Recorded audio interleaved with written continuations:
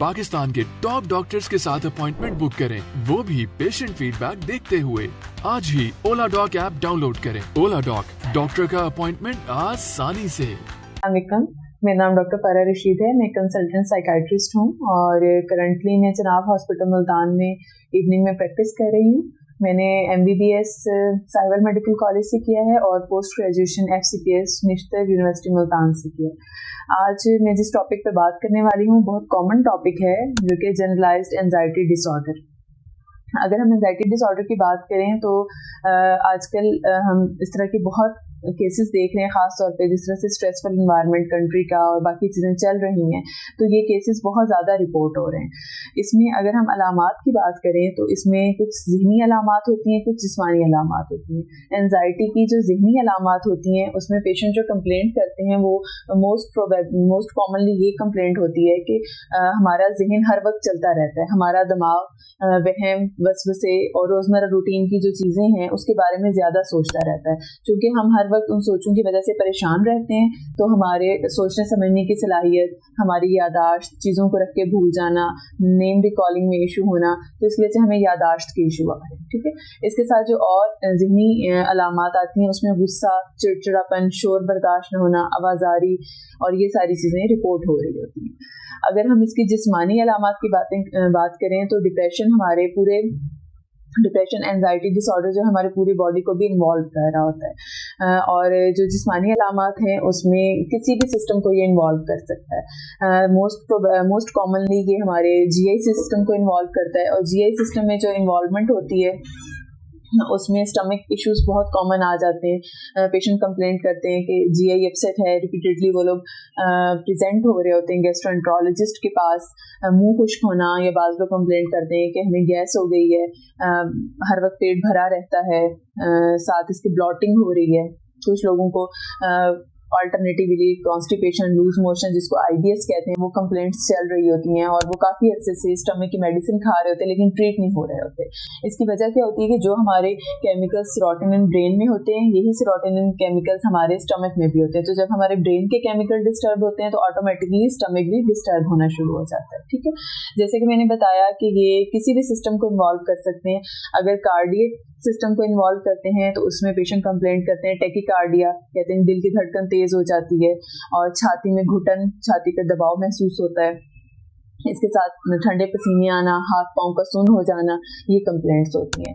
और इसमें मसल्स की बहुत ज़्यादा इन्वॉल्वमेंट आ रही होती है, मसल्स की स्टिफनेस हो जाती है और पेशेंट कंप्लेंट करते हैं कि हाथ पांव में हमारे कपकपाहट हो रही है, सर में दर्द है, ख़ास तौर पे बैंड लाइक टिपिकल वो प्रेजेंटेशन होती है कि हमारे सर पे बोझ है, दबाव की कैफियत है, सर सुन रहता है और पट्ठों में खिंचाव है। पट्ठे जो इसमें ज़्यादातर इन्वॉल्व होते हैं वो नेक मसल्स और लोअर बैक इस चीज़ की कंप्लेंट कर रहे होते हैं। तो ये सारी चीज़ें स्ट्रेस के साथ रिलेटेड होती हैं। फीमेल्स में साइकिल के इश्यूज आ सकते हैं। ठीक है, इसके अलावा ये हमारे लिबिडो को भी इफेक्ट कर सकती है। मीन के जनरलाइज्ड एंजाइटी डिसऑर्डर में फिजिकल सिम्टम किसी भी चीज़ के साथ प्रेजेंट कर सकता है पेशेंट। इसीलिए एंजाइटी वाले पेशेंट यूजुअली अगर कार्डिक सिम्टम आ रहे हैं तो कार्डियोलॉजिस्ट के पास प्रेजेंट हो रहे हैं, और गैस्ट्रो के प्रॉब्लम आ रहे हैं तो गैस्ट्रोएंट्रोलॉजिस्ट के पास प्रेजेंट हो रहे हैं, हड्डी जोड़ वालों के पास प्रेजेंट हो रहे हैं। काफ़ी अर्सा मेडिकेशन लेने के बाद एट द एंड जब सारे टेस्ट क्लियर होते हैं, सब ऑर्गेनिसिटी एक्सक्लूड हो चुकी होती है, तो तब पता चलता है कि इनको जनरलाइज्ड एंजाइटी डिसऑर्डर है।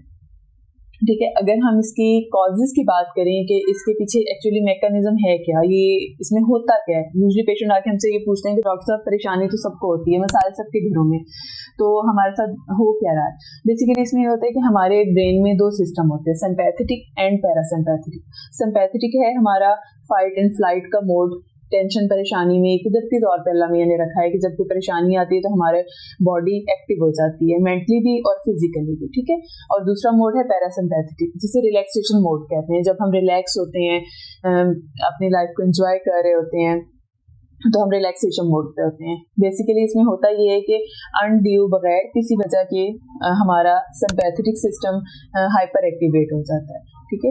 हमारे ब्रेन में पार्ट है लोकस सेरियोलिस, अमिगडाला, ये पार्ट हाइपर एक्टिव हो जाता है। आप समझ लें कि जो फाइट एंड फ्लाइट मोड है वो ऑन हो जाता है, तो हमारी पूरी बॉडी में वही सिम्टम आ रहे होते हैं जिसका पेशेंट फाइट फ्लाइट पे लग जाता है, ठीक है।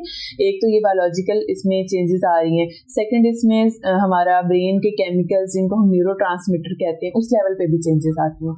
उसमें हमारे पास सेरोटोनिन, नॉरएपिनेफ्रिन, डोपामीन और गाबा, ये हमारे केमिकल्स जो हैं ये डिस्टर्ब हो जाते हैं। इनकी डिस्टर्बेंस के साथ हमारा थॉट प्रोसेस ज्यादा हो जाता है, पूरी बॉडी में हाइपर एक्टिविटी की सिचुएशन आ जाती है। तो ये चीजें चल रही होती हैं।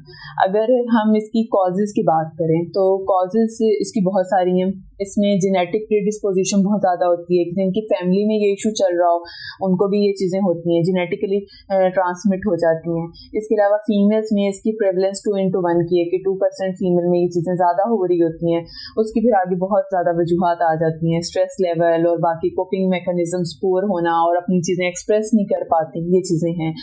और स्ट्रेसफुल लाइफ एनवायरनमेंट चल रहे होते हैं, कोई इवेंट हुए, खास तौर पर ये जो बचपन है ये बहुत अहम है, ठीक है। अर्ली लाइफ में जो चाइल्डहुड एडवर्सिटीज गुजरी होती हैं, पेशेंट जिस तरह के माहौल में वो रहा होते हैं, उनकी जो सोशल सपोर्ट है, ये सारी चीजें उसकी पर्सनैलिटी को ग्रोम अप करती हैं, ठीक है, पर्सनैलिटी पे इफेक्ट करती हैं। आगे स्ट्रेस प्रोन पर्सनैलिटीज होती हैं कि कुछ लोग स्ट्रेस को बेयर नहीं कर पाते, उनमें फिजिकल सिम्टम्स आना शुरू हो जाती हैं। तो ऐसे लोगों में जनरलाइज्ड एंजाइटी डिसऑर्डर होने का चांस ज्यादा होता है।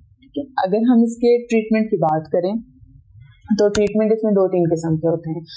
नॉन फार्माकोलॉजिकल, जिसे कहते हैं बातों के जरिए इलाज, एक वो आ जाता है। वो माइल्ड टू मॉडरेट लेवल पे अगर एंजाइटी चल रही है तब हम इसको नॉन फार्माकोलॉजिकल मेथड से ट्रीट कर सकते हैं। उसमें पेशेंट को कुछ रिलैक्सेशन टेक्निक्स बताई जाती हैं, progressive muscle relaxation, deep breathing technique, self help guidance बताई जाती है। ये सारी चीजें बताई जाती हैं कि आपने अपने इन मामलात को किस तरह से कंट्रोल करना है, ठीक है। अगर ये चीजें सीवियर लेवल पे हो या पेशेंट डायरेक्टली मेडिकेशन पे जा रहा हो तो इसके लिए हमारे पास मेडिकेशन भी होती है। मेडिकेशन में जो मोस्ट मॉडर्न और सबसे ज्यादा सूटेबल और पेशेंट के इजीली टॉलरेट हो रही होती हैं वो SSRIs आ जाते हैं, सिलेक्टिव सेरोटोनिन रीअपटेक इनहिबिटर, ठीक है। इनका बहुत अच्छा इफेक्ट है और पेशेंट बहुत अच्छा रिस्पॉन्स भी करते हैं जब। और इनमें ज्यादातर ये मिथ होता है कि अब दवाई लग गई है तो ये सारी उम्र चलेगी, ठीक है, और हम इसको छोड़ नहीं पा, इसकी एडिक्शन हो जाएगी, तो ऐसा नहीं है। इसमें जो मेन मेडिकेशंस होती हैं वो SSRIs ही दी जाती हैं और SSRIs का इफेक्ट आने में 1 to 2 वीक लगता है, ठीक है, और तकरीबन 1 to 2 मंथ में इसका मुकम्मल इफेक्ट आता है। और अगर हम ड्यूरेशन की बात करें तो ड्यूरेशन मल्टीपल फैक्टर पे डिपेंड करता है कि कितना अरसा ये दवाई खानी है और इसमें पहले कितनी एपिसोड्स आ चुकी हैं, फैमिली हिस्ट्री है, पर्सनैलिटी कैसी, ये सारी चीजें देखते हुए ट्रीटमेंट मिनिमम 6 to 9 मंथ का होता है। फिर ग्रेजुअली टेपर करके मेडिसिन स्टॉप करवा दी जाती है। मतलब बताने का ये कि कोई ऐसा मसला नहीं है कि कभी आप दवाई नहीं छोड़ सकते या आप विदाउट मेडिकेशन रह नहीं सकते। तो इसमें ये सारी चीजें आ जाती हैं। अगर आपको या आपकी फैमिली में, आपके रिलेटिव्स में किसी को कोई इस तरह की अलामात हैं, इस तरह के इश्यूज वो देख रहे हैं तो आप अपॉइंटमेंट बुक कर सकते हैं through Oladoc. Thank you. Pakistan के टॉप डॉक्टर्स के साथ अपॉइंटमेंट बुक करें, वो भी पेशेंट फीडबैक देखते हुए। लाखों लोगों की तरह पाकिस्तान के सबसे बड़े डॉक्टर नेटवर्क का फायदा उठाएं और आज ही ओला डॉक ऐप डाउनलोड करें। ओला डॉक, डॉक्टर का अपॉइंटमेंट आसानी से।